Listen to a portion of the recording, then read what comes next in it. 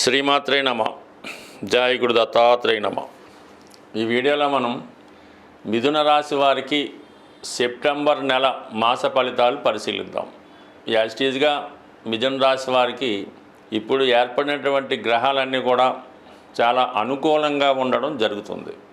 ఏదైనా ఒక గ్రహం జాతకుడికి అనుకూలంగా మారాలంటే వారి యొక్క రాశిలో శుభగ్రహం ఉంటే ఏ గ్రహమైనా కూడా శుభ ఫలితాలు ఇవ్వడం జరుగుతూ ఉంటుంది. అంటే జాతకుడు ఆ ప్రయత్నం మంచిగా జరుగుతూ ఉంటుంది, అతని ఆలోచన మంచిగా ఉంటుంది, దానివల్ల చేపట్టిన పనిలో కూడా కంపల్సరీగా విజయం సాధిస్తూ ఉంటాడు రాశి యందు శుభగ్రహం ఉన్నప్పుడు. ఇప్పుడు ఈ రాశి వారికి రాశి యందే గురుగ్రహ సంచారం. సో ఓకే, దానివల్ల వీళ్ళ ఆలోచన బాగుంటుంది, మంచి కార్యక్రమాలకి ప్రయత్నం చేస్తూ ఉంటారు.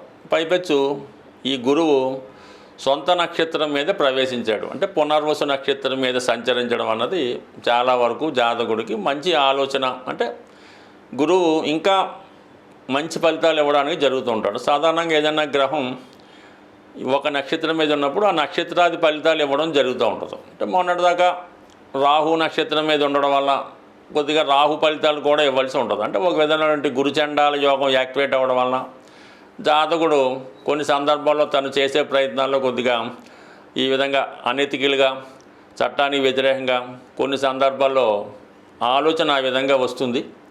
బట్ దాన్ని కంట్రోల్ చేసుకునేవారు కంట్రోల్ చేసుకుంటారు. ఇప్పుడు సొంత నక్షత్రం మీద ప్రవేశించడం వల్ల ఓన్గా తన ఫలితాలు ఇవ్వడం జరుగుతుంది. ఎవరి అజమాయిషి ఇంకా ఉండదు, తను సొంతంగా ఫలితం ఇస్తాడు కాబట్టి కంపల్సరీగా సప్తమ భావ ఫలితాలు, దశమ భావ ఫలితాలు ఇవ్వడం జరుగుతూ ఉంటుంది.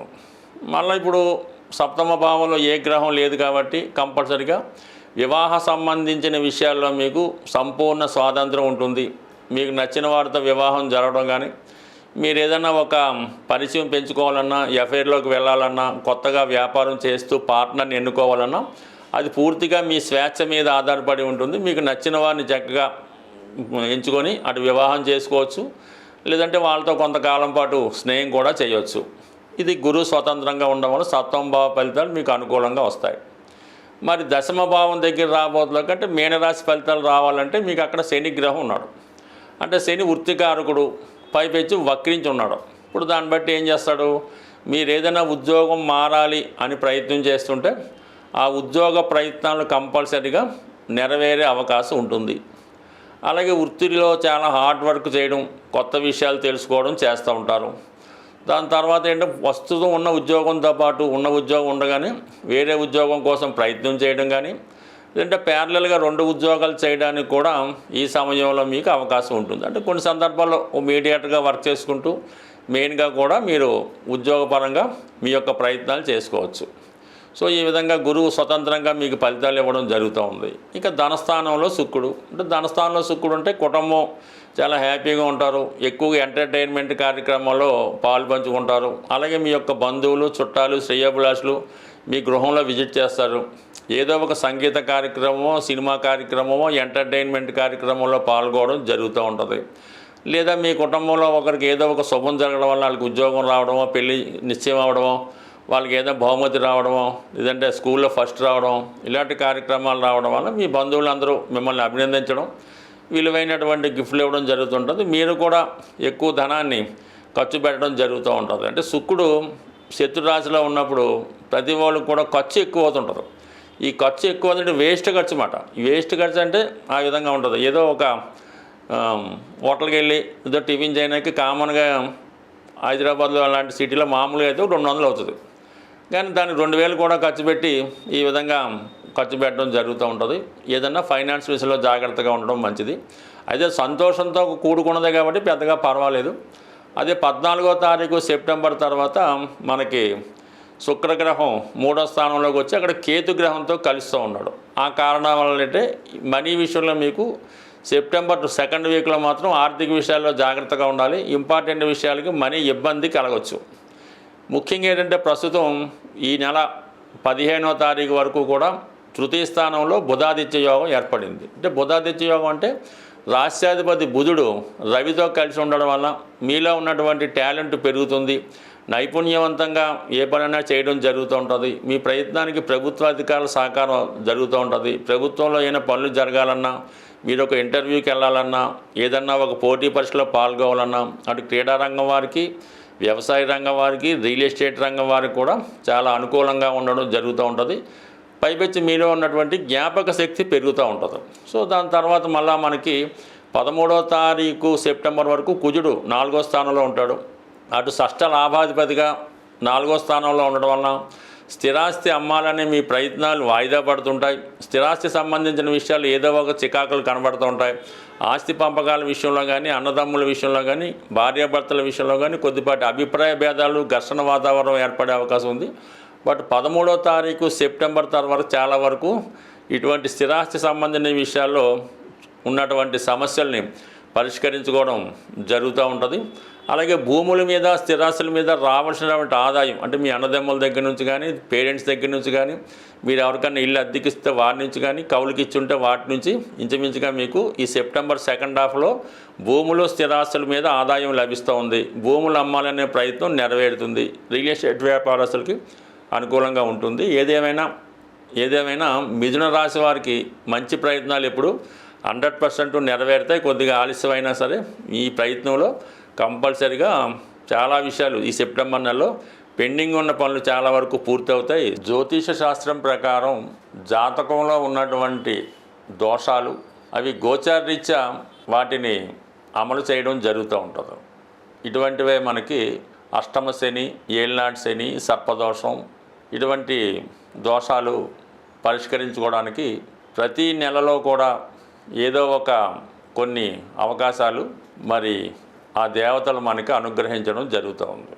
అందులోనే ముఖ్యంగా ఈ మాస శివరాత్రి, సంకష్టాల చతుర్థి లాంటివి ప్రతి నెల రావడం జరుగుతూ ఉంటుంది. అయితే జాతకంలో ఉన్నటువంటి ప్రధాన దోషాలు పితృదోషాలు.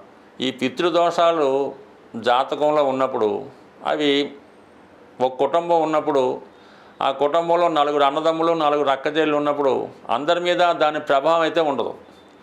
ఎవరో కొందరి మీదే ఆ పితృదోష పరిహారం రావడం జరుగుతూ ఉంటుంది. దీనికి కారణం వల్ల రిపీటెడ్గా జరుగుతూ ఉంటాయి. రిపీటెడ్గా అబార్షన్లు అవ్వడం, రిపీటెడ్గా ఇంట్లో ఎవరో ఒకరు దుర్మరణం పాలవడం జరుగుతూ ఉంటుంది. ఒక్కొక్క కుటుంబంలో ఏ సంవత్సరం కూడా ఈ పండగలు చేసుకున్నా లేకుండా ఎవరో ఒకరు కాలం చేయడం అది జరుగుతూ ఉంటుంది. దీనికి ఏర్పడుతున్నటువంటి కారణం ఏంటంటే అది మనకి పితృదోషాల కారణంగా ఈ విధంగా జరుగుతుంటాయి. అలాగే ఒక ఇంట్లో నిరుద్యోగులు ఎక్కువ మంది ఉన్నారు, పెళ్ళి కాకుండా ఉండిపోతున్నారు, వంశం అంతమైపోతుంది, ఇవి కూడా అదే కారణం అవుతుంటుంది. వాటి పరిష్కారానికే ప్రతి సంవత్సరం ఈ మహాలయ పక్షాలని ఈ భాద్రపద మాసంలో ఇంచుమించుగా 15 రోజుల పాటు రావడం జరుగుతూ ఉంటుంది. ఆ సమయంలో మీరు పితృదేవతల్ని సంతృప్తిపరిచే విషయంలో మీ యొక్క ఆచార ప్రకారం విధి విధానంగా దానికి సంబంధించినటువంటి పరిహార క్రియలు చేసుకోవలసి ఉంటుంది. మరి అది చాలా రకాలుగా చాలా ఆచారాలు ఉంటుంటాయి. వెరీ సింపుల్గా చేసుకోవాలనుకుంటే గోవుకి సేవించడం, గోవుకి తగు విధంగా మరి ఆహారం సమర్పించడం లాంటివి చేసుకోవడం కానీ, లేదంటే ఎవరైతే మీ పెద్దలు ఏ వయసులో అయితే వాళ్ళు చనిపోవడం జరిగిందో ఆ వయసులో ఉన్న వాళ్ళని సెలెక్ట్ చేసుకుని వాళ్ళకి చక్కగా మంచి వస్త్రాలు అవి పెట్టి వారికి భోజనానికి అవి ఏర్పాటు చేసి కొంత బహుమతి రూపంలో ఇవ్వడం వల్ల కూడా ఆ పితృదోషాలు చాలా వరకు పరిష్కారం అవడం జరుగుతూ ఉంటుంది. మామూలుగా పుష్కరాలయం వచ్చినప్పుడు అది వేరే సంగతి. కానీ ఈ మహాలయ పక్షాల్లో కంపల్సరిగా మీ పితృదేవతలను తలుచుకొని ఏదో 10 మందికి అన్నదానం చేయడం వల్ల, వారికి సేవ చేయడం వల్ల, బహుమతులు ఇవ్వడం వల్ల, ఏదన్నా దానం చేయడం వల్ల ఇది పరిహారం అవుతుంది. అంటే మీరు చాలామంది నమ్మకం ఉండదు. అసలు పితృదోషానికి దీనికి సంబంధం ఏముంటుందండి, మేము పెళ్ళి అవ్వడానికి దానికి సంబంధం అంటూ ఉంటారు. ఇది అనుభవించిన వాళ్ళకి తెలుస్తుంటుంది తప్ప మామూలుగా కవులు చెప్పేవాళ్ళకైతే కాదు. ఒకసారి 10 మందికి చేయడం వల్ల నష్టమైతే లేదు, కనీసం మీరు కాకపోయినా మీ తర్వాత తరమైనా బాగుంటుంది. కాబట్టి కంపల్సరిగా మీరు ఈ నెలలో వస్తున్నటువంటి మహాలయ పక్షాలు విధి విధానంగా మీకు ఎంత తాహత ఉంటే, ఎంత సహకరిస్తే అంతే చేయండి. పెద్ద ఎక్కువేమక్కర్లేదు, ఒక వ్యక్తికి చేయండి చాలు, సరిపోతుంది. బట్ ఏదైనా మనం చేసిన దాన్ని బట్టే భగవంతుని యొక్క ఫలితం కూడా ఉంటుంది. పితృదేవతలు అన్నా కూడా కేవలం భగవంతుడితో సమానంగానే ఉంటారు తప్ప వాళ్ళేం పర్టికులర్గా ఏం కాదు. ఇదంతా కూడా సమాజం యొక్క శ్రేయస్సు కోసం, మన యొక్క మంచి కోసం మన ఋషులు మనకు నిర్ణయించారు. ఆ ఋషుల యొక్క గోత్రంతో మనం వెళ్తున్నాం కాబట్టి ఇది సదా ప్రతి ఒక్కరి మీద దీని ప్రభావం చూపుతుంటుంది. అది ఎల్లవేళ చూపించాలని రూల్ లేదు, ఎప్పుడో ఒకసారి దాని ప్రభావం వస్తూ ఉంటుంది. దాన్ని కొంతమంది బలవుతుంటారు.